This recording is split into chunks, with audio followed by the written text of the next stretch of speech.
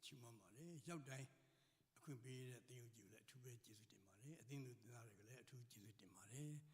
Dignero General Pindicuti, Nevo, Pentecost Sunday Pid, Kavaduan Loma, Tau Jimban Jale. The two Kriania, Matila, the Pim. The two Jalo, Tanshino, when you know go, the Chudo, Luria, Remas at Timpiamuja, Chowlang or a Shime. Tanshino, when you know, Sera. What you that's so secret, no? The when you guy who you're like game about the book of Pede, the mother stream up on a book of Pede. Now, when they go to Bues Ragale, Julie Murima, Yuji with the Moshi. But the cowboys are passed over got to the General Kozakret or the Iloga because on their tuning a joala again. Piroma Azuma Bues Rashide, who Pindigo de Pue. Pindigo disraro. English are pentos, not down sheet of your own, no? So Pindigo de Buea Pataka Bueani, ship on Nazi dreamer. The Pindigo de Bueni Pit. General America Yodol Pentagon, the Lila, or not down more. And now you were in town there, allowing not down Lucale. To down up in your Pinna, there was Senator English, look or one, no? The Pindigo de Bueni Ma, General Sindaria Kama. The Kalingaroo judge you to them, I'm a simulating on him. As in Luca near Lizard de Massui, Pindigo de Bue, ni out there Kama. Credo di to me funny at two, payment of Wagades or Duyari. The Pindigo de Buenis, your Chimbabro, Nali, Jotama, a thin or dre, a luma, a Jewish pipare. But all the Jambago Jilaya, no? To do Payao, no? Shinduka crew can in the Sunday Lee and a lease and a go. The Masu the King Sugar, the Mandori with the Shimbian Bidia Kama. He richly me a song own. Then she know window, Kamusani own. Now, then she know window, Pianki Gadishi get it. Gadido or die, Minu Pime, Piroma Salupa. The Korean Dama, Pia Lulu Saludome, so ye, General Kuma met National Winino. Camilo, the monkey Galama propene to Camilo Kumagere, the Medima, the King Golden and Kumagere. Credo Dajari Nakbema, Tanshino Winino di, Atheno and a Korean Dango. To dread the Camu, to a Lulu Kumani, Korean Dango to Kumami Pipare, not a way Gia, Balloon Data Galaza. She mother Korean can you send a sheet and such up. The King she Margate. No, she began Tammy and Nabama. Pindigudi Puematangi, Mingao, Aritama, Sama. Sama Sure Taime, the Aritanga, the Tanwin down. He recently near the Yakizuari. The Mandoria crit of your Mamide, Natone, they may Aritamo, Warakama. The Vedoruga Galile Pidu Tuavi. Yeshu Mataru Tamudu Tedekama, Kurogo Twimi me Gugwed. A train about Suraga, oh, blind Gugwed mobile, blind fame mobile, the show blind Philip Yore. Kurogo Twimi be a Shimbian Tamio de Kurogo, Twimine, Piopalujale, Google would be jolly. The Mara Sakonima, a Churuga, your mother and Yashiri. Then the critter of Gogo in the Yare, Tandiare, Conasia Biodulu, Ducari Yolare Kama, Piashiela, Sudona Natanyela, Piano Mushido Ula, Tandiari went out, the Jani Masala, Leluni. The critter of Sepiro can get on, Balubi the Lacy, not Jamaja. The Manabu can eat the Engalinga. The Masu critter of Margaret Grido. Kadido Jerusalem Yamadovene, Camilo Kadigo, Nalim Chow. Eddie Kadido, through Charlie at Ame, through Piam Rodriale, Eddie Kadido Chaga, Yohanga General Badizanai, and Jinai Badizan Pide, the King Sugar, Tanshino Winnie Api, Badizan Pime Surago, through the Dia Jale. Not by Pajiao. The Gilo Indian Yano, Chogani, Sadi Papa. No, a chain will save looked at any. So, any chain what you saw in it, good old. Either on Nanganogo, but do Yoma let a Olympia be Pimele. Credo Bure Grido, Sinani, Almire, ဒါပေမဲ့သူတို့စိတ်ဝင်စားတာပါလေယောမလက်အောက်ကလွတ်မြောက်ဖို့ဒါကိုစိတ်ဝင်စားနေကြတယ်ခရစ်တော်ကထိုသူမရှိတော့လေဒီလိုမသိရပေမဲ့အငယ်ရှင်းမှဆိုရင်သင်တို့အပေါ်သို့တန်ရှင်းသောဝိညာဉ်တော်ဆင်းသက်တဲ့အခါမှာဆက်ပါရင်ဘာရမလဲတကူကိုရမယ်ဒီတကူကဘာတကူလဲနမိတ်လက္ခဏာပြနေတဲ့တကူလားဒါကိုကျွန်တော်ယောမအဝရဆောင်ဖတ်ကြည့်ရင်လူအပေါင်းတို့ကိုကယ်တင်နိုင်တဲ့ခရစ်တော်ရဲ့တကူတော်ဖြစ်တယ်အဲ့ဒီတကူကဘာပေးမလဲဆိုကျွန်တော်တို့ကိုယေရုရှလင်မြို့ကစာရေးယူဒပြည်ရှမိုင်းပြည်မြေကြီးစွန်းတဲ့အောင်ခရစ်တော်အကြောင်းကိုတတ်သိခံနေတဲ့တကူပေးမှာဟိုနတ်ဆူရီနိနာတို့နမိတ်လက္ခဏာတို့ကမောရှေလက်ထက်ကအီဂျစ်ဖာယောပြည်ရဲ့မောရှေလုတ်တတ်ပါလေနော်ဒါပေမဲ့ဒီတကူကလူတွေကိုလွတ်မြောက်ခြင်းပေးတဲ့တကူ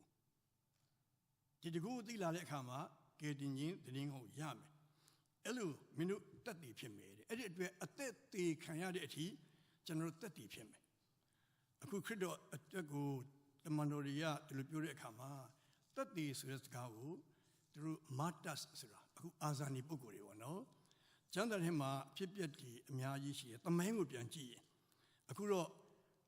တမိုင်းအဖြစ်ပျက်တွေကတချို့ကျမ်းစာထဲတော့မရေးထားဘူးပေါ့နော်ဒါအခု Facebook မှာအခုစီအများကြီးတင်ပေးတယ်ဒါကြီးကျွန်တော်ကြည့်တဲ့အခါမှာတက်တည်တွေတွေ့တယ်တက်တည်ဆိုတာကအတိပ္ပယ်ကအသက်တည်တဲ့အထိဒါကြီးကမှန်ပါတယ်လို့ပြောသွားမယ်ကျွန်တော်ပထမရာစုရဲ့ယုံကြည်ခြင်းရဲ့ bishop ခေါ်တဲ့ Kabas ဆိုတဲ့ပုဂ္ဂိုလ်ကြီးဖြစ်တယ်အဲ့ဒီပုဂ္ဂိုလ်ကခရစ်တော်အကြောင်းပဲတစ်ချိန်လုံးပြောတော့ယောမအာနာဘယ်နဲ့ခေတ်စကားနဲ့ဆိုရင်တိတ်မကြည့်ဘူးပေါ့နော်ဧကရိမင်းကိုပဲကိုးကွယ်ရမယ်ဧကရိမင်းပဲဖျားဖြစ်တယ်မဟုတ်ဘူးခရစ်တော်ကဖျားဖြစ်တယ်ခရစ်တော်ကယ်တင်ရှင်ဖြစ်တယ်အဲ့လိုပြောတော့မင်းမပြောဘဲမနေတော့မင်းဒုက္ခပေးတော့မယ်မရဘူးပြောမှာပဲအဲ့တမိုင်းမပြန်ကြည့်သေးတန်နဲ့လှုပ်ထားတဲ့လက်ပုံစားသူတို့စုပ်တာသူအရေးကုန်စုပ်တာဒီအထက်အယူတွေပေါ်လာတဲ့အထိတစ်ခါဆုပ်လဲတော့ကောင်းကောင်းကြည့်ပြုံးနေတာပဲနှစ်ခါဆုပ်လဲရတယ်တေကန်ကြီးအထိကောင်းကောင်းကြည့်ပြုံးနေတဲ့အခါမှာသူတို့အားတဲ့တယ်တန်ရှင်သောဝိညာဉ်နဲ့ရောက်လာတဲ့အခါမှာတက်တည်တဲ့အထိတော့ကျမ်းစာမှာပြန်ပြီးတတိဖန်လို့ကောင်းကင်ကိုမြင်ကြည့်တဲ့အခါမှာသူမျက်နှာကောင်းကင်တမန်လိုဖြစ်တယ်တဲ့ဒီကပ္ပစလေအဲ့လိုပဲသူ့ကြည့်လိုက်ဟိုတခါလေကောင်းကင်ကိုကြည့်ပြီးတော့သူ့ကြည့်ပြီးတော့သူမျက်နှာပေလို့နားတဲ့ခံစားမှုပဲနဲ့ကျင်နာကျင်နူးပြီးတော့ခရစ်တော်နဲ့တွေ့ရတယ်နောက်ရှင်ရောအကြောင်းကိုလည်းကျွန်တော်တို့လေ့လာရင်တမိုင်းမှာပြန်ကြည့်ရင်ရှင်ရောကလည်းအဲ့လိုပဲခရစ်တော်အကြောင်းပဲပြောတော့ယောမအဆိုတာတော်တော်စိတ်ဆိုးတယ်မင်းဒီလိုဆက်ပြောနေငါတို့ယောမနိုင်ငံသားတွေခရစ်တော်ရှိရောက်ကုန်လိမ့်မယ်မပြောနဲ့မရဘူးပြောမှာပဲဒီလောက်တောင်နားမထောင်ရင်မိတခုရွေးစီအိုးကြီးတဲပြီးစီပူအောင်လုပ်ထားတယ်ပြီးတော့မှအဲ့ဒီကိုမင်းထဲပြုတ်မယ်နော်ပြီးရင်နူးနူးနန်းနန်းမင်းအသားငါတို့စားမယ်ယောမတွေကလူရိုင်းလေရိုင်းတာဟုတ်နော်ယောမမရဘူးပြောမှာပဲမင်းငါတို့တကယ်လုံးမှာနော်မင်းအဲ့လိုမကြီးနဲ့အခွင့်အရေးပေးမယ်မရဘူးပြောနေတာယောမဖမ်းရမလဲစီပြီးတော့ထက်လိုက်အပေါ်အုပ်ကျင်အုပ်ထားလိုက်တယ်စီထဲမှာပြုတ်ထားတယ်ဆိုတော့ကြော်ထားတယ်ဆိုတော့နော်သူတို့သိတယ်ဖွင့်တဲ့အခါမှာလုံးဝမီးမလာဘူးတဲ့ဘာမှမဖြစ်ဘူးတဲ့ယောဟန်ထပ်ပြီးခရစ်တော်ကြောင့်ပြောပြန်ရောမင်းပြောလို့ဆိုမြတ်ထပ်ပြီးပြန်ရောအကျဉ်းကြီးလို့တော့မသိတဲ့အခါမှာငါထားရင်တော့ယောမနိုင်ငံကြီးခရစ်တော်ကိုတည်သွားမယ်ကဲသူ့ပတ်မကျုံပို့လိုက်မယ်ဆိုတကြုံတင်လိုက်တာပေါ့နော်ဒါရှိခေတမန်တော်တွေခရိယန်တွေကအသက်ကိုပေးပြီးစက္ကတ်ထားတယ်ကျွန်တော်ခါသ2000တောင်ကလုတ်တဲ့အချိန်မှာ M7 2000မှာကျွန်တော်ဟိုတနာရီ15မိနစ် personal evangelism ပြောပြရတယ်အဲ့ဒါပြီးတဲ့အခါမှာတရုတ်မလေးတွေတရုတ်အသင်းတော်နဲ့ကျွန်တော်မိကုံးမေးပြီးတော့ကျွန်တော်15မိနစ်ပဲမိကုံးဖြေခွင့်ရလာဟုတ်ပြီးတော့သူတို့ခဏတွေ့ချင်သမင်းစားအောင်ဆိုတော့ဒါနဲ့သူတို့တွေ့တဲ့အခါမှာကျွန်တော်စရင်အဲ့ဒီတော့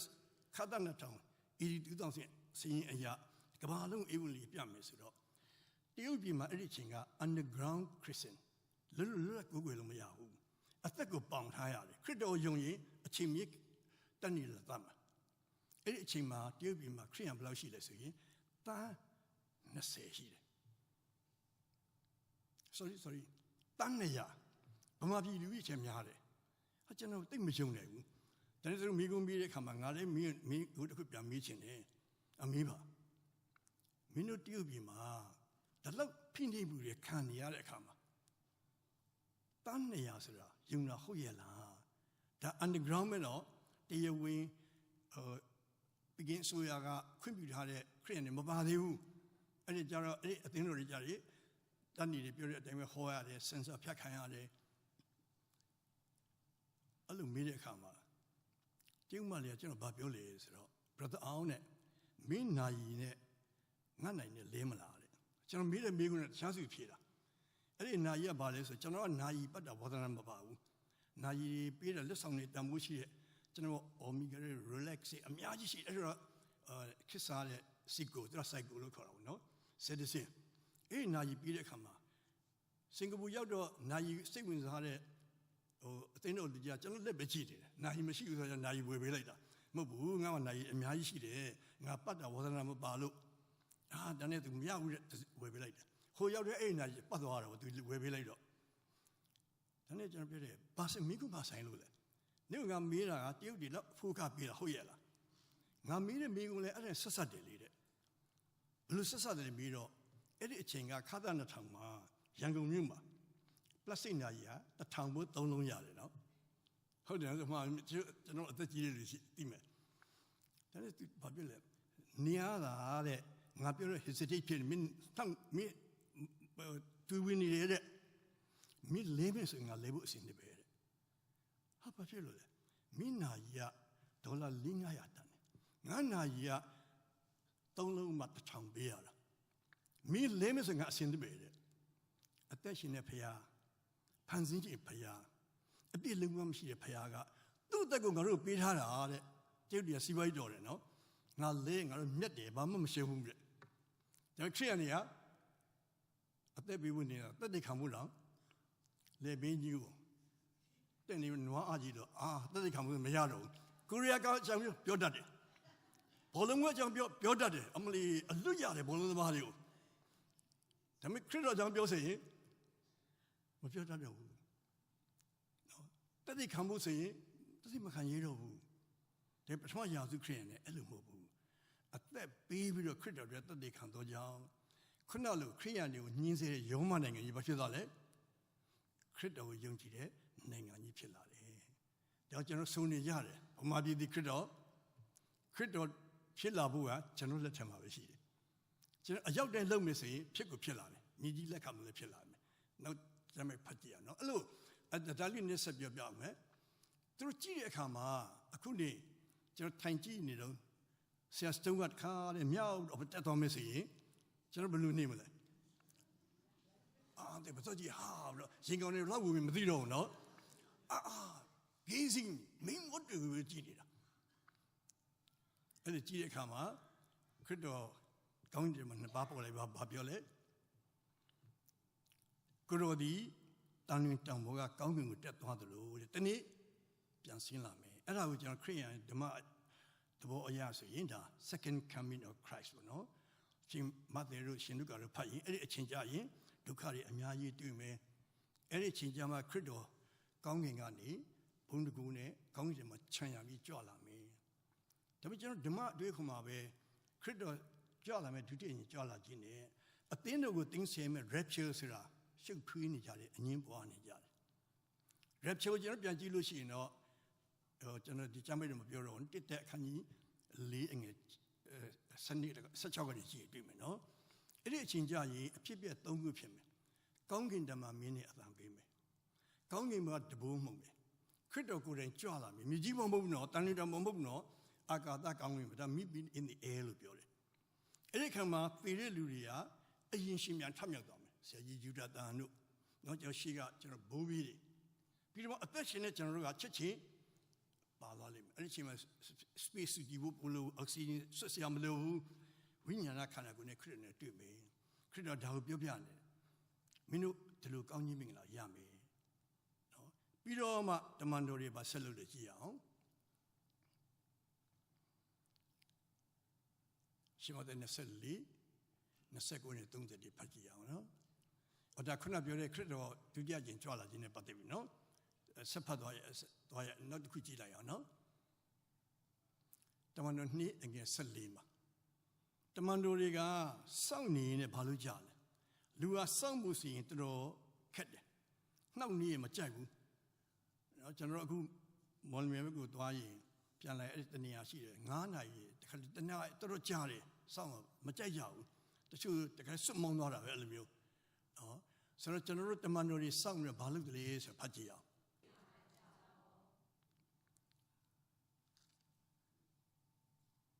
ကျွန်တော်ဒီနေ့လို့တမန်တော်1ဖြစ်လိမ့်မယ်နော်14ဖြစ်လိမ့်မယ်တမန်တော်14ဟိုကျွန်တော်73ကနေဖတ်သွားမယ်နော်ယေရုရှလင်မြို့သို့ရောက်ကြလျင်ပေတရုယာကုပ်ယောဟန်အန္ဒြေဖိလိပ္ပုသောမဘာသောလမေမဿဲအာလဖိသားယာကုပ်နှင့်ရှိမုန်စီလုယာကုပ်ညီယူဒတို့သည်တဲနေရာအိမ်အထက်သို့တက်ကြ၏သူတို့ပေါင်းတို့သည်လည်းယေရှုအမေတော်မှာဟိမဆ၍မိမတို့နှင့်၎င်းညီတို့နှင့်၎င်းတညီတညွတ်ထီကျူးစား၍ဆုတောင်းပန်ပြုလက်နေကြ၏15မှစီထိုအခါအရေးတဲ့အားဖြင့်120သောတပည့်တော်တို့သည်ဆိုတော့ဒီမှာယေရုရှလင်မြို့ကိုပြန်လာကြတယ်သူတို့ဘယ်လိုစောင့်နေလဲဆိုရင်ဆုတောင်းပြီးစောင့်နေကြတယ်ပင်တကုတိပွဲနေ့မတိုင်ခင်ဘုရားသခင်ဂတိတော်ကိုဆုတောင်းပြီးစောင့်နေကြတယ်စိတ်အားထက်တိုင်းပြီးခရစ်တော်ငါတို့ခိုင်းပြီးတတ်လို့မဟုတ်ဘူးနော်စိတ်ခံစားမှုအလုပ်လုပ်တာမဟုတ်ဘူးဘုရားစကားနားထောင်ပြီးအလုပ်လုပ်တာနော်ဘုရားသခင်ကသူ့စကားကိုနားထောင်တဲ့စီဥထောပတ်ကိုပူဇော်တဲ့ပို့ပြီးနှစ်သက်တယ်နော်နားထောင်ရင်အမှန်တန်အရေးကြီးတယ်တမန်တော်တွေကောင်းကောင်းသိလာပြီအရင်တော့ပေတရုဆောရကတက်ကြတယ်ဟာတက်ကနေဆိုလက်ဓာဆွေးပြီးတော့နေရခုတ်ပြလိုက်တယ်သူမလုပ်ရတော့ဘူးဂတိတော်သူတည်သွားပြီးစောင့်နေတယ်အဲ့ဒီစောင့်တဲ့အခါမှာလည်းမခွဲခြားဘူးနော်ဒီအသင်းတော်ဆိုတာအဲ့ဒါလူမျိုးပေါင်းစုံပါမယ်အစင်နံပေါင်းစုံဓမ္မဆိုရင်တမန်တော်တွေဟင်ငါတို့တမန်တော်တွေကိုတော်ကိုယ်တိုင်ငါတို့ကိုတမန်တော်လို့သတ်မှတ်ထားတယ်အခုကတမန်တော်တွေကျွန်တော်ပေါ်နေတာပေါ့နော်တကယ်ဆိုတမန်တော်ဆိုတာကျွန်တော်ဖတ်ရောက်တော့လို့ဆိုရင်ခရစ်တော်ကိုယ်တိုင်မြင်ရမယ်ခရစ်တော်ကိုယ်တိုင်သမုတ်ရမယ်ခရစ်တော်ကဲသို့အောဘအလုပ်လုပ်နိုင်မယ်ဥမာပေတရုလမ်းလျှောက်သွားတယ်အရေးကြီးပြီထလျှောက်ကုန်ကြတယ်ရှင်ပေါလုအလုပ်များတယ်ငါလက်ကမှယူသွားလိုက်နတ်စုတွေထွက်ကုန်ကြတယ်တဟောလူ3000ပြောင်းလဲတယ်ဖေတုံမင်းရှိမှာကာမဂုဏ်ကျူးလွန်တဲ့အပြစ်ဖြစ်နေပြီဆိုပြောရဲတယ်မဖားဘူးအစိုးရဘူးအဂိပမင်းရှိမှာလက်ထိတ်နဲ့ကမင်းအပြစ်ဖြစ်စားရှောက်ပါဆိုသူကယောမနိုင်ငံသားဆိုတော့အပြစ်ဖြစ်စားရှောက်လို့ရတယ်ယောမနိုင်ငံသားမတရားလို့မရဘူးအခွင့်အရေးမယူဘူးဘာလို့လဲဖေတုံမင်းကြီးဟေရုခင်ဗျာနောင်တရရမယ်နော်ကောင်းငင်ရတဲ့ယူပါရောနောင်တရရမယ်နောင်တနဲ့ထိုက်တဲ့အကျင့်ကိုကျင့်ရမယ်သခင်ဘုရားတော်ပြောင်းလဲရမယ်လက်ထိတဲ့လူကအဲ့လိုပြောတဲ့အခါမှာပလင်ဝထိုင်တဲ့ဟေရုမင်းဖေတုဟေရုမင်းရပါပြောလဲဘောလို့ဆက်မပြောနဲ့မင်းပြောငါခရစ်ယာန်ဖြစ်သွားတော့မယ်တဲ့ခရစ်တော်အကြောင်းတက်တဲ့ခါဘယ်လောက်တကူပြည့်စုံလဲဆိုတာနော်ပထမရာစုမှာတမန်တော်တွေကအဲ့လိုဘဝမမြင့်သားဘူးဒါကြောင့်ရှင်ပေါလုကသူ့ကိုယ်သူဘာလို့ယေဒရှ်ကယူဖောက်ပြန်တဲ့အခါမှာခရစ်တော်သူရွေးကောက်တယ်လို့ဓမ္မပညာရှင်ကတင်ကြီးကြီးလက်ခံပေမဲ့ရှင်ပေါလုကသူမြင်ရတယ်ခရစ်တော်နဲ့ဓမ္မသစ်မြို့သွားတဲ့လမ်းမှာခရစ်တော်ပြောတဲ့အတိုင်းသူအံ့ဩစရာတွေဖြစ်တယ်ဒါပေမဲ့ခရစ်တော်သူ့ကိုကိုယ်တိုင်မတုံ့ပြန်ခဲ့သောကြောင့်တမန်တော်လို့သူ့ကိုပြောတဲ့အခါမှာလေငါဟာတဲ့အယုံညံ့ဆုံးတမန်တော်ပါတဲ့မပြောရဲဘူးဒီကနေ့ရဲရင်စွာပဲအာဖရိကသွားပြီးဒေါ်လာ9000ပြီးတော့သူ့ကိုတမန်တော်ခေါ်လာကြတယ်နော်ခုနဆရာပြောသလိုပေါ့တမန်တော်အစ်စ်တမရှိတယ်တမန်တော်အတုတွေကြီးပဲနော်ခရစ်တော်ကိုယ်တိုင်တမှုမှတမန်တော်ဖြစ်တာခရစ်တော်ဒီတမန်တော်တွေကဘဝင်မမြင့်သွားဘူးငါတို့ခရစ်တော်ခေါ်ထားတယ်ငါတို့တမန်တော်တွေပဲဘယ်သူမှမလာနဲ့မလုပ်ဘူးနော်မေတော်မကြီးနဲ့ညီတော်တဲ့ငါတို့ကခရစ်တော်အမျိုးတွေတခြားလူတွေမလာနဲ့လို့မလုပ်ဘူးနော်တပည့်တော်တွေအလုံး120တညီချင်းရှိပါလို့နေလေဆုတောင်းပြီးတော့စောင့်နေကြတယ်ဒါကျွန်တော်ရဲ့တကူကခုနပြောတဲ့နမိတ်လက္ခဏာတွေမဟုတ်ပါဘူးဖျားစကားနားထောင်ပြီးတော့မြေကြီးပေါ်မှာသူတို့2ယောက်3ယောက်သဘောတူပြီးစုဝေးရင်သူတို့အလယ်မှာခရစ်တော်ကသူရှိမယ်တဲ့ဆုတောင်းတော့နားထောင်မယ်တဲ့ဒီနေ့အရေးကြီးတာသဘောချင်းတူညီဖို့ဒီနေ့အသင်းတော်ဒီမုန်တိုင်းဘလောက်ထန်တန်ကျွန်တော်ဟိုဆက်ပန်မလက်ထက်တည်းဒီအသင်းတော်ကိုစာနာအမျိုးမျိုးဖြတ်ဖို့ကြိုးစားတယ်ဒါပေမဲ့ပန်းပါလက်ပါပဲเนาะဒီကနေ့အထိ နော်ဆရာတုံးလက်ထက်ဘုရားသခင်လှုပ်သွားတာအော်ဆရာဘာကြောင့်လဲဆိုရင်ဒီမှာအားလုံးတင်ကြီးတင်ရထီတခြားအသင်းတွေမလုပ်တော့ဆရာတို့ကဟိုတော့ပုံမှန်နော်ပန်းချင်မှာသွားတည်ခံကြတယ်ဝေစာပေးကြတယ်နော်ဘုရားခိုင်းတဲ့အလုပ်ကိုလုပ်တာအရေးကြီးဆုံးပဲခရစ်တော်ဒါပဲခိုင်းခဲ့တယ်ဒီအသင်းတော်ဟာဘုရားသခင်စကားကိုလည်းစီနားထောင်တဲ့အသင်းတော်ဖြစ်တဲ့ကြောင့်စိတ်ချဒီအသင်းတော်တူဘုရားအမြဲတမ်းရှိနေတယ်ဘလောက်ပဲတိုက်ခိုက်ပါစေဒါကြောင့်စာရမဏတ်ကတော့မတိုက်ခိုက်ဘူးသတိထားတော့အဲ့ဒီအသင်းတော်ကဘုရားအသင်းတော်မဟုတ်တော့ဘူးခရိယာနီကညှင်းဆဲခြင်းခံရမှတူးပွားတယ်ဒီနေ့ကျွန်တော်တို့စပြီးဟောပြောဝဲလို့တော့ဒေါက်တာခင်မောင်ကြီးကပြောသွားတယ်ခရိယာနီအဖြစ်ကျွန်တော်တို့ပညာတတ်တွေဖြစ်လာတယ်တဲ့ခရိယာနီကိုညှင်းဆဲလေခရိယာနီကတူးပွားလေပဲတဲ့ကျွန်တော်ဖတ်ဖို့တော့ဝင်ကြီးရုပ်နေရူအိန္ဒိယပြည်မှာဝင်ကြီးရုပ်ရွေးကောက်ပွဲခံရတဲ့အခါမှာသူထောက်လှမ်းရေးမှုချုပ်ကသူရှိလာတယ်ဖိုင်ကြီးတစ်ခုအထူကြီးပေးတယ်ဒါတော့အထူကြီးဝင်ကြီးဘာအတွက်လဲဆိုဖတ်ကြည့်လေဝင်ကြီးရုပ်တဲ့အဲ့ဒီထဲမှာခရိယန်ဘာသာမတိုးတက်အောင်လုပ်တဲ့နီးသူစာမတိကကြည့်လိုက်တယ်နဲ့အမှတ်ပုံနဲ့ပြလိုက်တယ်စိတ်ဆိုးလိုက်တာဝင်ကြီးချုပ်ကျွန်တော်နှစ်ပေါင်းများစွာပြုစုထားတာဘာကြောင့်ပြစ်လိုက်လဲမင်းပြုစုတာလွဲနေတယ်တဲ့ခရိယန်တွေကိုတော့မညှင်းဆဲတယ်တဲ့ယောမနိုင်ငံကြီးညှင်းဆဲတဲ့အခါမှာကြည့်ယောမနိုင်ငံကြီးခရိယန်နိုင်ငံဖြစ်သွားတယ်ခရိယန်တွေမတိုးတက်ချင်နဲ့ဘာမှတော့မလုပ်နဲ့ပျော်ရှင်အသိတော်မှာခုံကြကကြပျော်ကြဘာမှမတွေ့တတ်တော့ဘူးရေရင်းတွေကဖားတယ်ပေါ့အုံအောင်နဲ့ငါအတန်ပူကျဲတယ်နင်းအတန်တိုးတယ်ဒါနဲ့ပဲသူသွားနေကြမယ်ဒါပေမဲ့ခရစ်တော်ရဲ့အသိတော်ဖြစ်လာရင်စိတ်ချစာရမင်းကြီးတားပြီးနှုတ်ချက်ကြီးနော်ဒီအသိတော်မှီတဲ့လူတွေရှိမယ်နော်အမျိုးမျိုးသောဖြစ်စီရင်ခါရတယ်တကယ်ပညာတတ်ကြီးတယ်ထက်တော်ဒီအသိတော်ကိုမင်းကြီးတားကြတယ်နှင်းချကြတယ်ခန်းနဲ့ဆရာကြီးတချို့ကလည်းပြန်ပြီးတော့ထွက်သွားကြတယ်ဒီကနေ့အထိအသင်းတော်ကဗန်းပါမလို့တိတ်ခါရှိတဲ့အသက်ရှင်ဘာကြောင့်လဲဘုရားသခင်အသင်းတော်ဖြစ်တယ်ဒါခရစ်တော်ပြောတယ်ငါအသင်းတော်ကငါကိုယ်တိုင်တည်ဆောက်မယ်မရနိုင်ငါရဲ့တကားဒီမနိုင်ရဘူးတဲ့မဿဲ16မှာကြည့် I will build my church upon this rock the gate of hell shall never prevail ဘာတော့မနိုင်ဘူးစိတ်ချဒါဒီအသင်းတော်ကဘုရားသခင်စကားကိုအရေးကြီးတယ်စစ်နားထောင်ရအဲ့လိုနားထောင်တဲ့အခါမှာတမန်တော်တွေတကွပေတုပြောတဲ့အခါမှာကျေသောတယ်ပြောတဲ့အခါမှာလူတွေဘာလို့လဲစီနားထောင်နေတဲ့ပြောင်းလဲလာတယ်ဆက်ဖတ်ကြည့်အောင်ဒီအကြောင်းအရာကိုကျွန်တော်စဉ်းစားဘူးသလားခရစ်တော်အခွင့်နဲ့ဆုံးမဩဝါဒပေးတယ်တဲ့နတ်ဆိုးတွေကိုနှင်တယ်တဲ့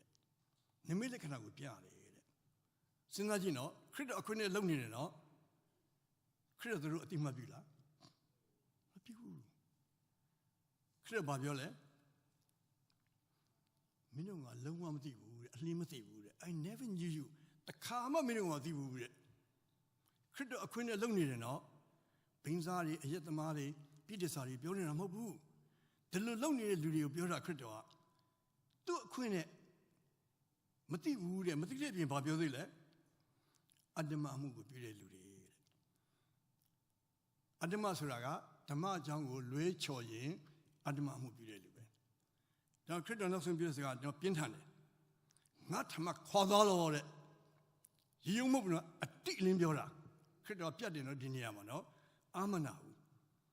စဉ်းစားကြည့်သူ့အတွက်တလုံးအခုနေကျွန်တော်တို့ကအတင်းတော်တစ်ပါးအတင်းဆရာလာပြီးတော့ကျွန်တော်ဆုတောင်းနတ်ဆုရထွက်သွားတယ်ဟာမီရကယ်ဖြစ်တယ်ဆိုကျွန်တော်ဘာလို့ရမလဲ hallelujah praise the Lord on ရမှာပဲအလုံးငွေကြောင့်ပေးရအောင်မယ်တင်းဆရာမပေးသူတို့ရှိပေးကြတယ်နော်ဘာကြောင့်ခရစ်တော်ပြောတယ်လဲဒါနဲ့ပတ်သက်ပြီးအဲ့ဒီလိုနမိတ်လက္ခဏာပြုနေတဲ့ဆရာနှစ်ပါးချင်းမေးခွန်းမေးဘူးတဲ့ကျေးဇူးတင်ကြောင့်ကျွန်တော်အဖြေရှိတယ်ကျမ်းစာထဲမှာအဖြေဒီအခွင့်အရေးဆိုတာအလွဲသုံးစားလုပ်ရင်ပြဿနာဒုက္ခရောက်တယ်ဆရာကြီးဘီလီခင်ကဒီအလွဲသုံးစားလုပ်မှုနဲ့ပတ်သက်ပြီးခရစ်ယာန်ရဲ့ခရစ်နေမှာတော့ဒီမိထုံပြုခြင်းအပြစ်မဟုတ်ဘူးနော်ချမ်းသာတာဝင်တယ်အဲ့လိုမိကုမိတဲ့အခါမှာသူဖြေဘူးတယ် The Bible doesn't teach sex is sin မိထုံအပြစ်လို့ဘုရားမပြောဘူးခရစ်ယာန်ဘာသာမှာဇနီးမောင်နှံ့သူပေါင်းသင်းဆက်ချင်ရင်ဒါအပြစ်မဟုတ်ဘူးမှန်မှန်သုံးအပြစ်မဟုတ်ဘူး but The Bible does teach the wrong use of sex is sin. အလွဲသုံးသားသုံးရင်လည်းအဲ့အပြစ်ဖြစ်တယ်ကျွန်တော်45နှစ်အိမ်အောင်သက်လာမယ့်နှစ်ဆိုပြည့်တော့မယ်ကျွန်တော်မိန်းမနဲ့45နှစ်ပေါင်းသင်းဆက်ဆံတယ်ကျွန်တော်ဘာယောဂမှမရှိဘူးတကယ်လို့သာဖျားပြီးတဲ့မိထုံကိုကျွန်တော်မိန်းမနဲ့ဆက်ဆံမနဲ့တွေ့ကြရမိန်းမနဲ့တော့ဆက်ဆံကျွန်တော်ဘာဖြစ်မလဲ HIV တို့ယောဂအမျိုးကူးမှမိထုံဒီအပြစ်မဟုတ်ဘူးအလွဲသုံးသားလုပ်ခြင်းနဲ့အပြစ်ဒီနေ့တန်ရှင်သောဝိညာဉ်တော်ဆုကျေးဇူးကကောင်းကြီးမင်္ဂလာဖြစ်တယ်ဘာကြောင့်ဒီနေ့ပြဿနာဖြစ်လဲဆိုအပြစ်ကြောင့်အပြစ်ဖြစ်လို့ခရစ်တော်ဘာကြောင့်ပြောတယ်ဆိုတာရှင်လုကာခရစ်မြတ်ခန်းကြီးနောက်တစ်ခုကြည့်လိုက်အောင်နော်24-49ဖတ်ကြည့်အောင်နော်ဒီမှာခရစ်တော်ခိုင်းတဲ့အလုပ်တရားနားထောင်ကြည့်အောင်နော်ခရစ်တော်ရဲ့အခွင့်အားဖြင့်ဘာလို့ရမလဲနောင်တတရားနဲ့အပြစ်လို့ရှင်တရားကိုဟောတယ်ဒီကနေ့လူတွေဟောကြတာအများဆုံးဆရာတွေမဟောဘူးခရစ်တော်ကိုယုံရင်မဖြားဘူးမနာရဘူးချမ်းသာမယ်ကြောရမယ်ယာတုရမယ်အလွဲတွေဟောနေကြတယ်ခရစ်တော်အခွင့်နဲ့နမိတ်လက္ခဏာပြပြီးခရစ်တော်ဘုံမထင်ရှားတယ်တမန်တော်ကြီးပေတရုယောဂပျောက်သွားတဲ့အခါမှာထလျှောက်တဲ့အခါဟေးငါပေးပျောက်တော့ဒါယေရှုပေးပျောက်တာပေါလုကလည်းသူ့နတ်ဖျက်ထင်ငါတို့နတ်ဖျက်မကိုးပဲခရစ်တော်ပေးပျောက်တာခရစ်တော်ဘုံလို့ထင်ရှားဖို့ပဲလှုပ်တယ်နောက်ဒါကြောင့်ဒီကနေ့ကျွန်တော်တို့ကခရစ်တော်အခွင့်နဲ့ဘာပဲဟောရမလဲနောင်တတရားနဲ့အပြစ်လို့ချင်းဟောပါအဲ့လိုဟောရင်နမိတ်လက္ခဏာဆိုတာကိုကဖန်တီးတာမဟုတ်တော့ဘူးကိုကအမျိုးဖန်တီးပြီးတော့လူတွေပြဆန်းပြီးတော့စိတ်တတ်အောင်လုပ်ပြီးတော့ကျွန်တော်အဲ့ဒီဟောပြောတခုသွားမှုပါတယ်ကျွန်တော်ဖိတ်တော့တလိလာတယ်တခါလေmusic တီးတယောက်ကလည်းထားတော့သူပျောက်သွားပြီးပြောတဲ့အခါမှာအဲ့ဒီလက်ချီတီတော့အပေါ်တက်လာပြီးတော့ခဏတော့ရှောက်နိုင်တယ်ပြီးတော့ပြန်သွားတဲ့အခါမှာမရှောက်ခွေးရှင်းနဲ့ပြန်ခေါ်သွားတယ်နောက်ဆုံးအဲ့လူဆုံးသွားတယ်လူလုတ်တဲ့နမိတ်လက္ခဏာခဏပဲခံတယ်ဖယားကသူ့တရားတော်ကိုအဲ့ဒီဟောရင်တဲ့အိမ်ရောက်လို့ရှိရင်တမန်တော်14တစ်ကနေ6တိဖတ်ကြည့်ပါနောက်ပြီးတော့8ကနေ10တိဖတ်ကြည့်အဲ့ဒီမှာဆိုရင်တမန်တော်တွေကသူတို့ရောက်တဲ့နေရာမှာတရားတော်ကိုမဆုတ်မဆိုင်ဟောပြောတယ်တဲ့အငယ်3ချက်ဖတ်ပြမယ်ထို့ကြောင့်ကြာမြင့်စွာနေ၍သခင်ဖျား၏တရားတော်ကိုမဆုတ်မဆိုင်ပဲဟောပြောလေ၏ဖျားသခင်ဖျားသည်လည်းကျေးဇူးတရားတော်ဘယ်နဲ့တက်တည်ခံတော်မူသည့်လျက်တမန်တော်တို့သည်မိနမိတ်လက္ခဏာအငွေသောလက္ခဏာကိုပြုမိအကြောင်းအခွင့်ပေးတယ်ဒါတမန်တော်တွေကိုဖျားအခွင့်ပေးလို့တော့ဒါတန်ရှင်သောဝိညာဉ်တော်ဆုကျေးဇူးတွေဆိုတာဖျားခွင့်မပေးဘယ်တော့လုပ်လို့မရဘူးဒီကနေ့ဟိုအတင်းတော်မှာသွားပြီးဆွတောင်းလို့ဝိညာဉ်တော်ပြည့်တာမဟုတ်ဘူးဟိုဆရာကြီးသွားလို့ဝိညာဉ်တော်ပြည့်တာမဟုတ်ဒီကနေ့လူတွေကလွဲနေကြတာဝိညာဉ်တော်ဆုကျေးဇူးတကယ်လို့အိမ်ရောက်လို့ရှိရင်နော်တစ်ကောကန်စနစ်အငယ်9ကနေ17တခါနောက်ပြီးတခါလုံးဖတ်ရင်14တခါလုံးဖတ်ကြည့်ယောမစနစ်6ကနေ8အဲ့ဒီမှာဆုကျေးဇူးပေါင်း26မျိုးတော့ရှိတယ်ဒီမှာတော့9မျိုးပဲအဲ့ဒီ9မျိုးပဲမှာတချို့အသိနေတာတစ်ခုပဲသုံးတယ်ကျန်တယ်မသုံးဘူးဒါပေမဲ့အဲ့ဒီထဲမှာအရေးကြီးတဲ့ဆုကျေးဇူးကိုကျွန်တော်ကျမ်းပိုက်နှစ်ပိုက်ဖတ်ပြီးတော့ရှင်းပြချင်ပါတယ်အငယ်9နဲ့8ရဲ့17ရဲ့ကောင်းသောအကျိုးလူငါသာဝိညာဉ်တော်ကိုလူအသီးသီးတို့အားထင်ရှားစွာပေးတော်မူလည်းရှိတယ်တန်ရှင်သောဝိညာဉ်တော်ဘာတွေ့ပြီလဲကောင်းသောအကျိုးကောင်းသောအကျိုးမကောင်းတဲ့အကျိုးမဟုတ်ဘူးနော်ပြီးတော့မှဘလို့ပေးလဲထင်ထင်ရှားရှားပေးတယ်တဲ့အငယ်ရှိကအဘယ်သူနည်းဟုမူကားဝိညာဉ်တော်အားဖြင့်တယောက်သောသူအားပညာတရားကိုပေးတော်မူ၏ဒါမှတန်ရှင်သောဝိညာဉ်စစ်ကြီးဆိုပထမဆုံးပညာဖြစ်တယ်ဆရာကြီးယူဒတန်ဒီပညာမရရင်ကျွန်တော်ခရိယာနေဘာမှသိမှာမဟုတ်ဘူးအမေရိကန်ကြီးတယောက်ကြည့်တာတမန်ကျမ်းစာကိုအဲ့လိုဘာသာပြန်သွားနေဆိုတာအားသိနေကျွန်တော်ယူဒတန်အတင်းမှာယူဒတန်အတင်းတော်မှာယူဒတန်နေ့ဆိုကျွန်တော်စာရေးဆရာတွေဖိတ်တယ်ကျွန်တော်အကြိုက်ဆုံးတော့စာရေးဆရာအောင်တင်းသူ့ဦးအောင်တင်းခေါ်သူမကြိုက်ငါအောင်တင်းပဲခေါ်သူပြောတဲ့ထည့်ရတဲ့တခုကျွန်တော်ခဏကပြောတယ်မှတ်မိမှထင်တယ်သူပလင်မတက်လာတဲ့အခါမှာပလင်ကိုသူကဥညွတ်တယ်အဲဆရာကြီးဘာလုပ်တာလဲဆိုတော့ဆရာယူဒတန်လေးစားလို့လို့တဲ့ကျွန်တော်အားတဲ့အင်္ဂလိပ်ခေတ်မှာ Master MA ရပါတယ်တဲ့ကျွန်တော်ကို thirst ဆိုတဲ့အင်္ဂလိပ်စကား THARS thirst အဲ့ဒါပြန်ခိုင်းရင်ရေငတ်တယ်ပဲပြန်မယ်တဲ့ ဆရာကြီးရတန်ကတဲ့မြန်မာစာမှာတကယ်နာမည်ကြီးတာဝန်ကြီးပရိသရာစာအခုရှိတဲ့ပညာရှင်တွေ600ပေါင်းသူ့မမှီနိုင်ဘူးတဲ့ဝန်ကြီးပရိသရာလည်းမလုပ်တတ်ဘူးတဲ့အဲ့ဒီ thus ဆိုတဲ့ငတ်တယ်ဆိုတဲ့အင်္ဂလိပ်စကားကိုဆရာယူဒတန်သူပြောတဲ့စာလုံးလေးလုံးပြစ်သွင်းလိုက်တယ်တဲ့အတိပ္ပယ်လေးလုံးပြစ်သွင်းလိုက်တယ်တဲ့ကျွန်တော်မှတ်မိလားမသိဖြောင်းမချင်းကြားကိုစာငါခင်မွတ်တော်သူတည်မင်္ဂလာရှိတယ်အစာဆိုရင်စားတယ်ရေဆိုရင်ငတ်တယ်ပုဂ္ဂိုလ်ဆိုရင်ခင်တယ်တရားဆိုရင်ဘုတ်သိတယ်စသဖြင့်၄ခုထည့်လိုက်တာတဲ့ဆရာတွေကခရစ်တော်ဆရာယူဒတန်အဲ့လိုလေးစားတယ်ဘာမှမတတ်ဘူးအင်္ဂလိပ်စာလေးတတ်တယ်နဲ့ဆရာယူဒတန်မှားတယ်ဆိုတော့ပြောတဲ့ဓမ္မဆရာအမြောက်ပေါ်လာလိမ့်မယ်အထူးဝိညာဉ်တော်ပြည့်တဲ့ပုဂ္ဂိုလ်တွေအဲ့လိုဆရာယူဒတန်6နှစ်မှခလိ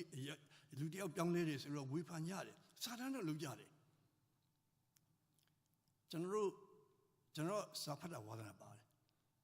တော်တော်များစာတွေဖတ်တဲ့ပြီးကျွန်တော်ကြိုက်တာကဝတ္ထုထဲမှာမင်းသင်္ခဖတ်ဘူးသလားဟာ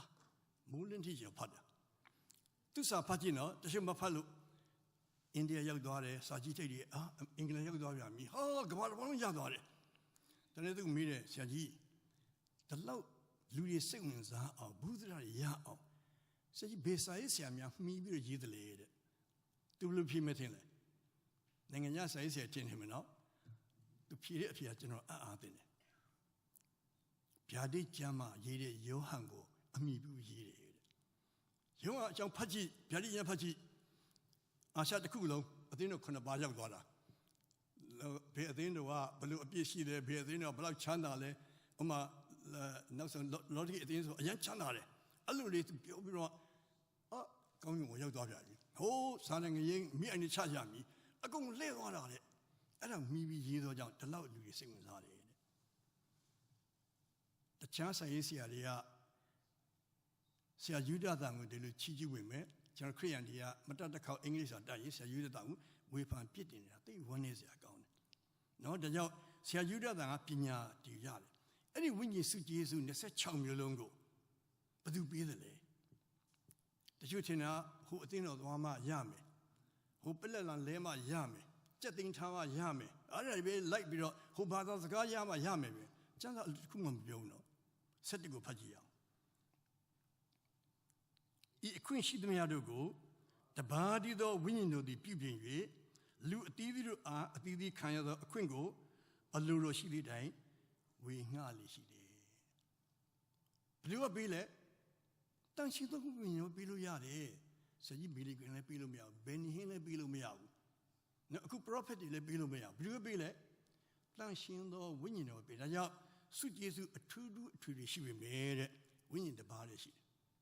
ဒါဒီဝိညာဉ်တော်ပေးတဲ့စုမဟုတ်ဘဲနဲ့ကျန်တဲ့ခိုင်ကနာတွေလူတွေပေးတဲ့ဝိညာဉ်တော်ဆိုတတိထားတော့ဒါမှားယွင်းတဲ့ဝိညာဉ်ဖြစ်သွားနိုင်တယ်အခြားဝိညာဉ်ဖြစ်သွားနိုင်တယ်အဲ့ဒီလူတွေကခရစ်တော်ရဲ့နောင်တရခြင်းအပြစ်တရားကိုလှုပ်ခြင်းမဟုတ်လူတွေနှစ်သိမ့်တဲ့လူတွေတတ်တာတဲ့အရာတွေနော်လူတွေနှလုံးကျဉ်တဲ့အရာတွေပဲဟောတယ်အဲ့ဒီအသင်းတော်တွေကျွန်တော်နားထောင်ပါတယ်တခါမှနောင်တရရင်အပြစ်လွတ်တယ်ဆိုတဲ့တရားတခါမှဟောတယ်ကျွန်တော်မကြားဘူးခရစ်တော်မယုံကြည်ရင်ဘုရားကလက်တော်လေးရောက်တဲ့ကြောက်စရာကောင်းတဲ့အမှုဆိုတော့မပြောရကြဘူးကျွန်တော်ခရိယန်တွေလည်းအလားတူပဲအာနာနေကြတယ်ခရစ်တော်မယုံရင်ကောင်းကင်ဘုံမရောက်ဘူးဆိုတော့ပြောရဲလားအာနာတယ်နော်တကယ်ချင်းတွေကစိတ်ဆူတော့ဆိုလို့ကျွန်တော်မြည်ရ9နှစ်မှာပဲရှိသေးတယ်တရက်တော့သူတကယ်ချင်းအင်ကိုရောက်လာကြတယ်သူinternational school တက်တာပါလေ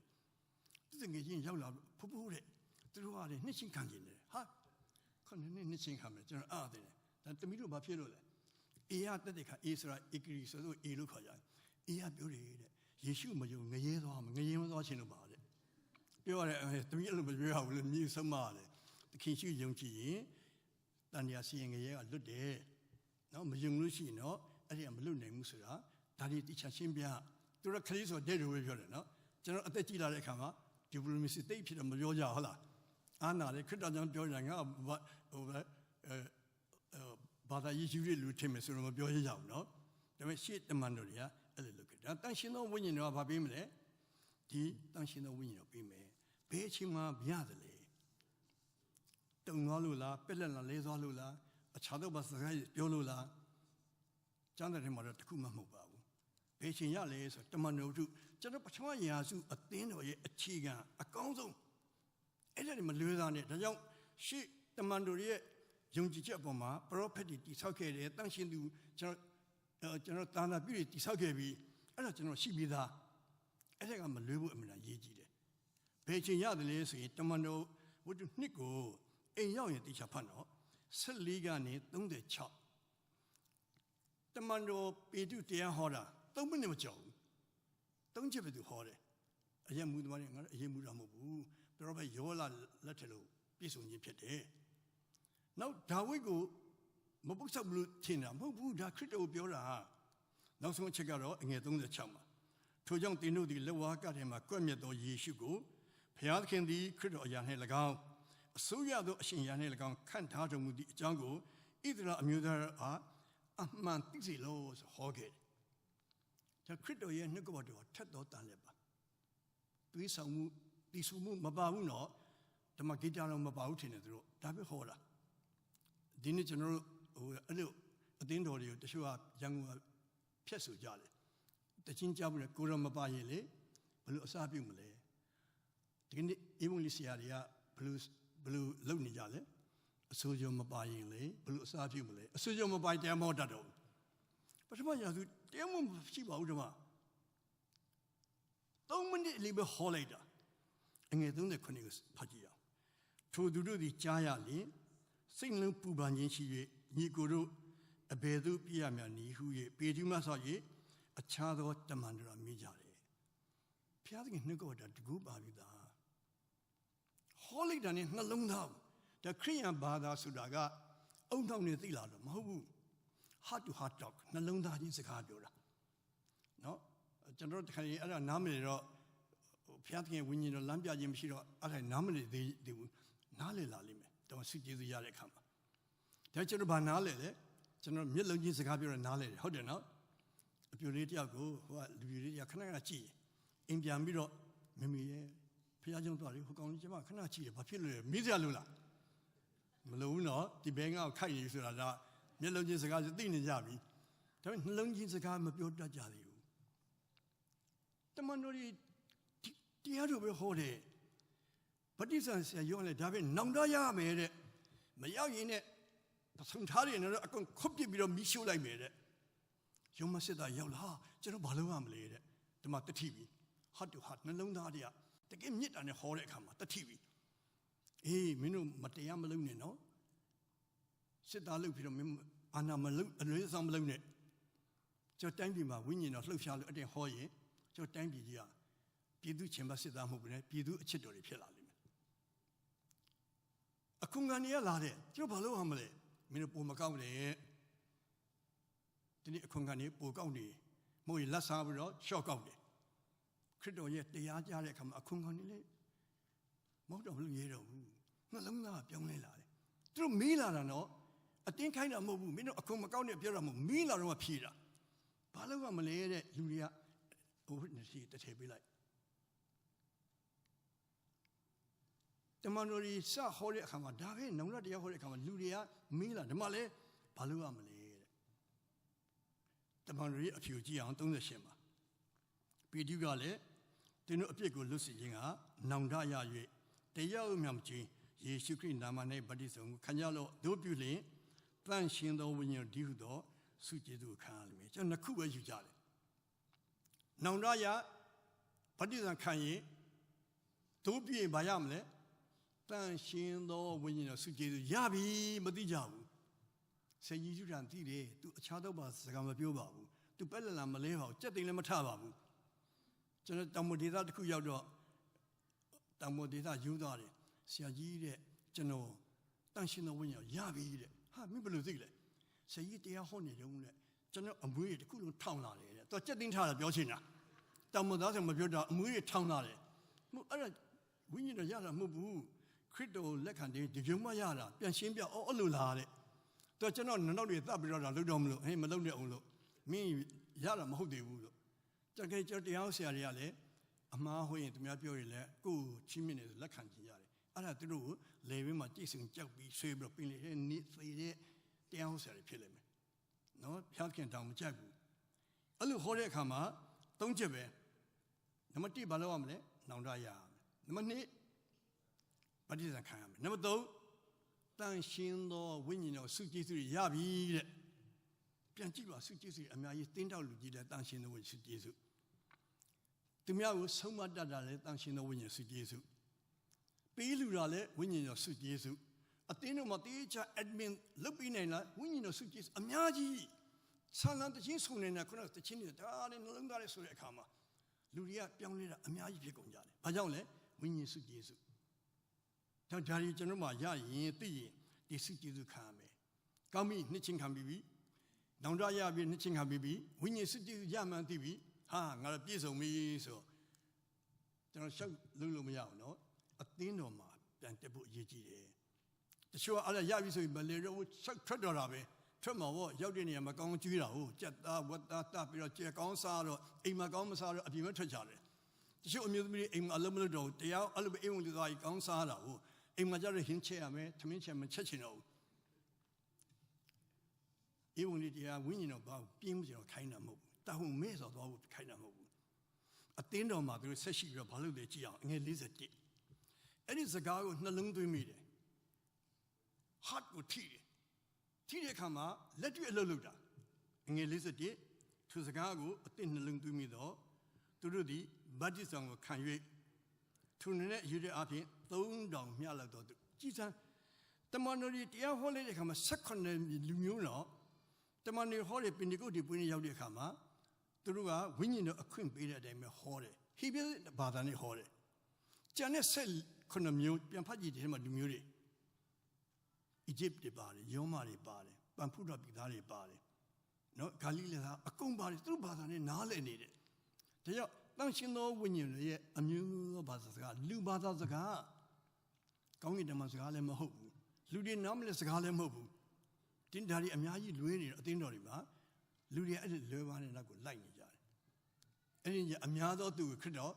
လုံးဝမသိဘူးလို့ပြောလိမ့်မယ်နော်ဒါဒီ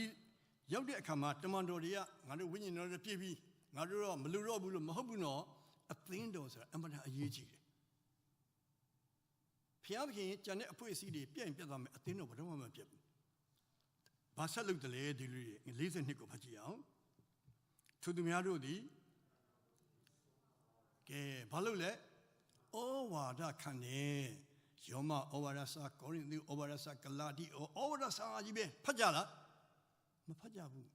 ခရစ်ဝင်၄ချမ်းတော့မကြုံသေးဘူးအခုတည်းတချို့တွေဟုတ်လားမသိဘူးဘာလို့ကျွန်တော်ခရစ်စတာဘုန်းကြီးတွေသူကိုရင်လက်ဆောင်ပေးတော့ဘုန်းတော်ကြီးတွေဟေးကျုပ်တို့တော့မပါဘူးလားတဲ့နောက်နေ့ကျတော့ကျွန်တော်ခရစ်စတို့ရဲ့ shoe box တွေကျန်းတော့ထည့်ပေးလိုက်တယ်အဲ့တော့ကျွန်တော်မှ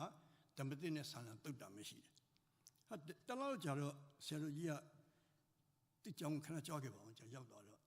ဆရာတို့ကျမ်းစာပြန်တယ်ကျုပ်တို့တလဖတ်တာအကုန်ပြီးသွားပြီတဲ့ချမ်းမရှိတော့ဘူးလားတဲ့ဆရာတော်တွေကရှင်ယာကုတ်ကိုအလွတ်ရတယ်သူတိတ်ကြိုက်တယ်ရှင်ယာကုတ်ကယုံတယ်နဲ့မရလက်တွေ့ပြရမယ်ဆိုတော့တိတ်တဘောကြတယ်ဒါနဲ့ကျွန်တော်အလူရှင်ရှာတော့အခုဆိုဘုန်းတော်ကြီးတွေအတွက်ကျမ်းတော်ကျွန်တော်ပေးလာနေတယ်ဒါပေမဲ့ကျွန်တော်အဲ့ဒီအကြောင်းပြောတဲ့အခါမှာအသင်းတော်တော်တော်များများကတချို့အသင်းတော်လူကြီးတွေဆရာကြီးတော့ရှက်တော့ရှက်တယ်တဲ့ဝန်ခံမယ်ဘာဖြစ်လို့လဲကျွန်တော်အခုရှင်မတ်တဲ့တော့မပြီးသေးဘူးတဲ့ဖတ်ရင်နဲ့အမျိုးတွေရောက်လာကျွန်တော်မဖတ်တော့ဘူးပြင်းလို့ဘာအမျိုးတွေကျွန်တော်မဖတ်ချင်တော့ဘူးတဲ့မတွက်နိုင်တော့အဲ့ဒါမှာဒါပေမဲ့ပထမရာစုအသင်းတော်ဘာကြောင့်တိုးတက်တယ်လဲဆိုရင်ယုံကြည်တယ်နောင်တရတယ်ဗတ္တိဇံခံတယ်ဝိညာဉ်တော်စုကြည်ရပြီဘာလို့လဲတမန်တော်ရဲ့ဩဝါဒကိုခံယူနေကြတယ်ဒုတိယချက်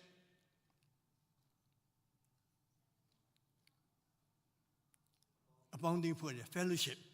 နော်ဒီအသင်းကျွန်တော်ဗမာပြည်ဒီအသင်းတော်တွေသိကောင်းပါလေမိသားဖွဲ့တယ်ဆိုတော့အိမ်မနန်ကောင်းတယ်ဒါပြီးထမင်းကျွေးမလားမသိဘူးနော်ကျွေးရင်ကျွန်တော်တို့စားကြတယ်နော်ဒါပေမဲ့ကျွန်တော်မိသားဆိုကိုယ်နဲ့သိတဲ့လူပဲကိုမိသားဖွဲ့တယ်မဟုတ်ဘူးကိုယ်နဲ့မသိတဲ့လူသွားစကားပြောပါလေကျွန်တော်အမေရိကရောက်တော့အတော်ကြီးတယောက်ကဆရာလေးထုအသင်းတော်မှာသူတက်တယ်ခံတယ်ဆရာကြီးတဲ့ကျွန်တော်ဗမာပြည်မှာနေတော့တဲ့တတိုက်ချင်းနေတယ်အသင်းတော်တပါးတည်းတက်တယ်မသိကြဘူးတဲ့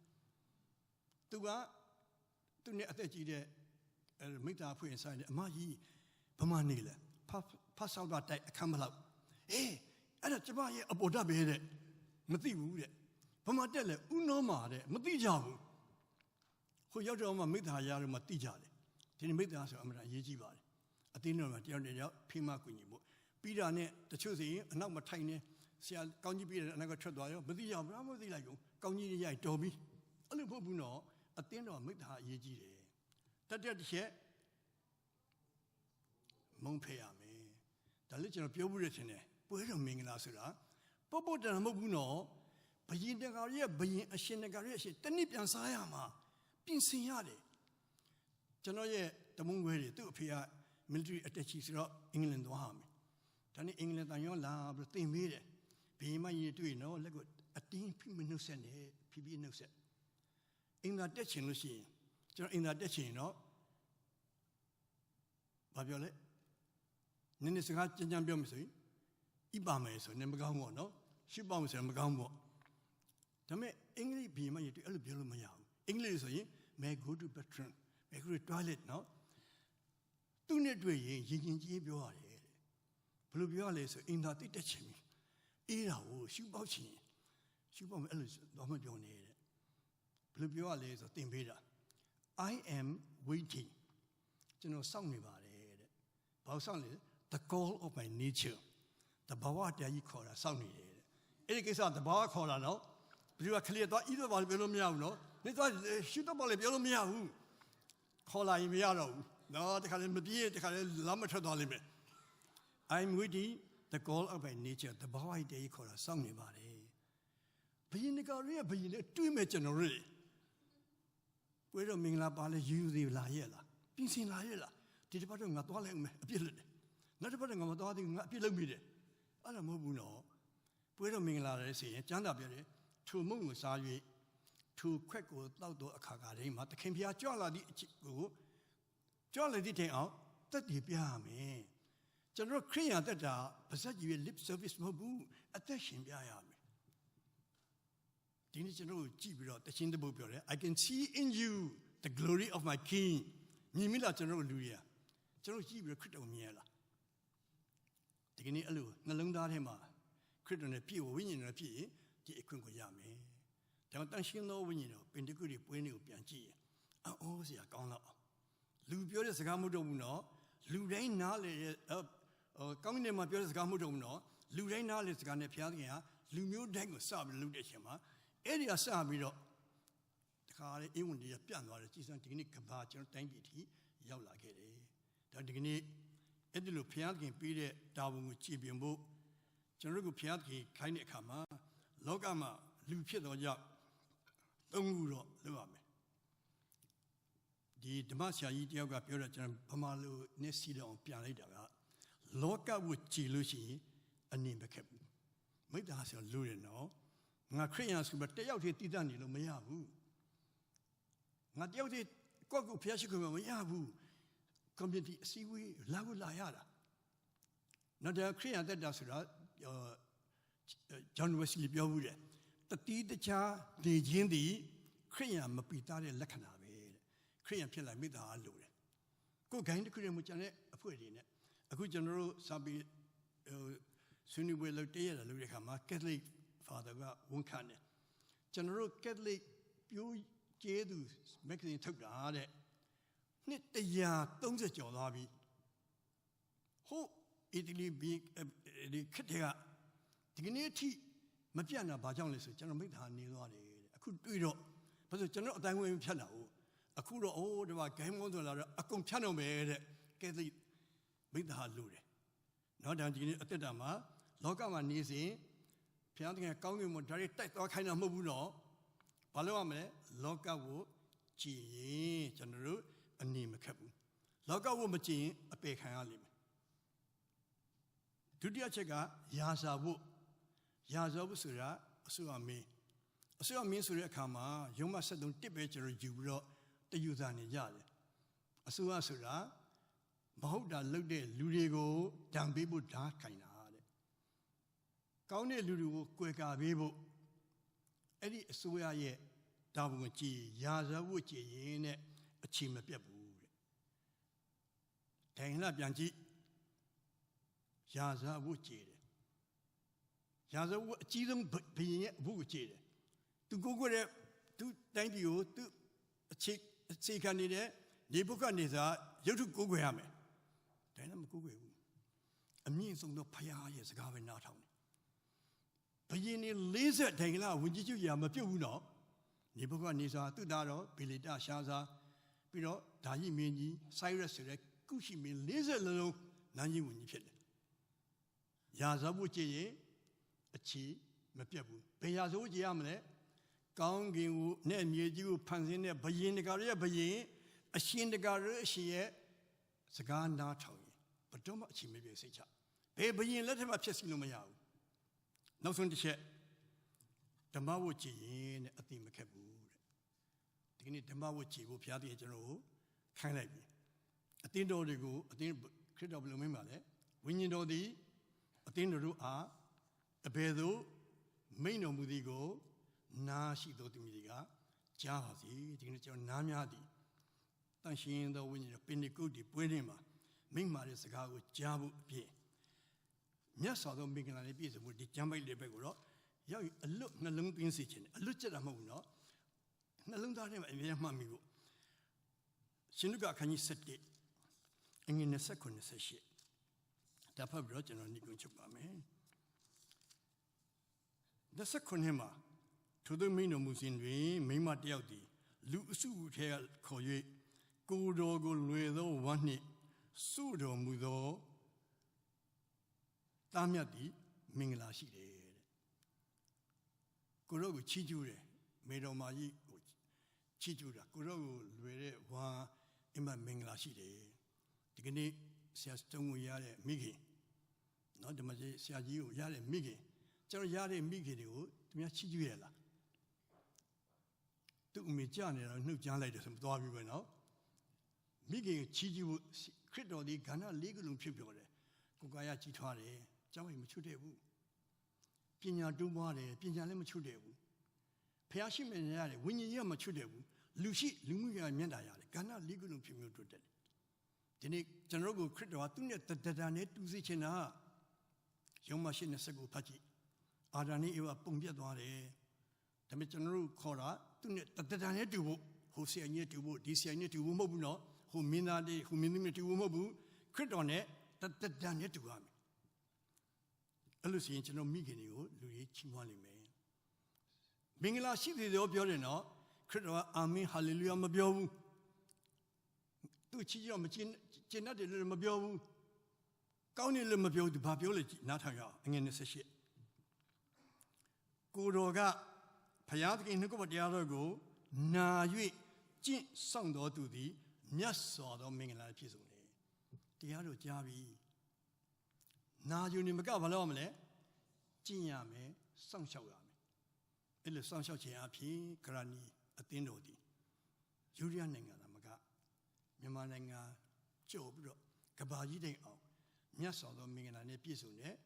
အသင်းသူအသင်းသားတိုင်းဖြစ်တဲ့အောင်ကျွန်တော်ကိုဘုရားသခင်ကောင်းချီးပေးပါစေ